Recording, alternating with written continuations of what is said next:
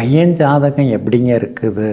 அவருக்கும் படித்து முடித்து நல்ல வேலை கிடச்சி நல்ல சம்பாரித்து இப்போ செட்டில் ஆகிட்டார். தாய்மாமன் பொண்ணு ஒன்று இருக்குது, முறை பொண்ணு தான். சொந்தத்தில் கல்யாணம் நடக்கிறதுக்கு வாய்ப்பு இருக்குதா அப்படின்னு கேட்குறவங்கெல்லாம் இருக்காங்கங்க. சொந்தத்தில் தாய்மாமன் பொண்ணெல்லாம் கல்யாணம் முடிக்கணும் அப்படின்னு சொன்னால் 6ஆம் இடத்துல சுபகிரகங்கள் இருக்கணுங்க. மாதுளக்காரகன், அதாவது தாய் வழி மாதா வழி உறவுகள், மாதாவுடன் பிறந்தவர்கள், அவர்கள்லாம் யார்? புதன் தான் அதில் பிரதானமான கிரகம். அப்போ புதன் ஒருத்தவங்க ஜாதகத்தில் நல்லா இருக்கணுங்க. பொதுவாக தாய்மாமன் பொண்ணை கல்யாணம் முடிக்கணும், மாமா பொண்ணை நேசித்து கல்யாணம் முடிக்கணும் அப்படின்னு சொன்னால் 7ஆம் அதிபதி, அதாவது 11ல் புதனோடு இருக்கணும். அதாவது 7க்குரிய கிரகம், லக்னத்துக்கு 7க்குரிய கிரகம் எந்த கிரகமாக இருந்தாலும் அது புதனோடு சேர்ந்து 11ஆம் இடத்துல இருந்தால் தாய்மாமா பொண்ணை தாராளமாக கல்யாணம் பண்ணக்கூடிய அந்த யோகம் நிச்சயமாக இருக்குங்க.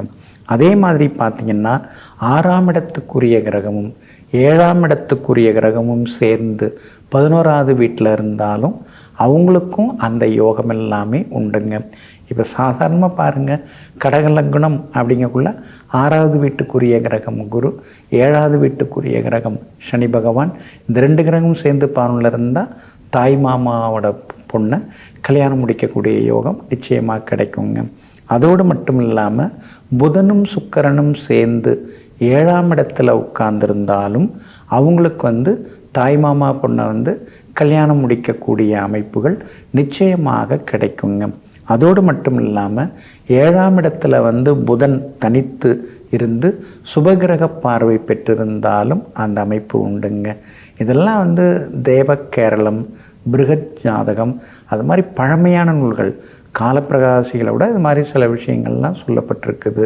அதனால் இந்த பழைய நூல்களை படிப்பதன் மூலமாக இந்த மாதிரி அமைப்புகளெல்லாம் நம்ம தெரிஞ்சுக்கலாங்க.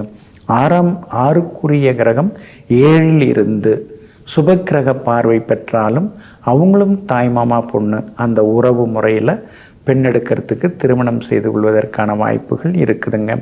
6ஆம் இடத்துக்குரியவர் 7ஆம் இடத்துல இருந்து சுக்கிரன் சேர்ந்தாலோ பார்த்தாலோ அவங்களுக்கும் தாய்மாமா பொண்ணை கல்யாணம் முடிக்கிறதுக்கான வாய்ப்புகள் இருக்குதுங்க.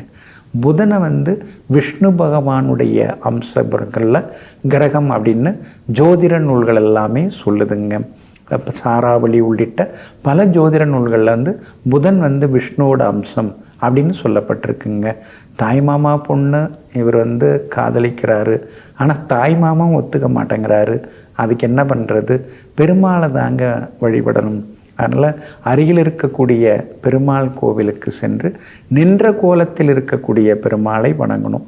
அதுதான் ரொம்ப ரொம்ப முக்கியம். அதனால் நின்ற கோலத்தில் இருக்கக்கூடிய பெருமாளை வணங்கினோம்னா தாய்மாமன் உறவு மேம்படும். தாய்மாமா கூட ஏதாவது பகை இருந்தால் கூட அதெல்லாம் விலகும். தாய்மாமா பொண்ணை கல்யாணம் முடிக்கணும் அப்படின்னா கூட அதுக்கும் இந்த மாதிரியான நின்ற கோலத்தில் இருக்கக்கூடிய பெருமாளை சேவிக்கிறது நல்லதுங்க. எல்லாமே ஜோதிடத்தில் சொல்லப்பட்டிருக்குங்க. ஆடு மாடு பெண்டிர் மனைவி மக்கள் எல்லாமே கிரக விதிகள் தான். அப்போது கிரகங்களை தெரிந்து கொள்வதன் மூலமாக நம்முடைய வாழ்க்கை பாதையை செம்மையாக மாற்றிக்கொள்ளலாங்க. அதனால் ஜோதிடத்தை தெரிந்து கொள்வோம், சந்தோஷமாக வாழ்வோம்.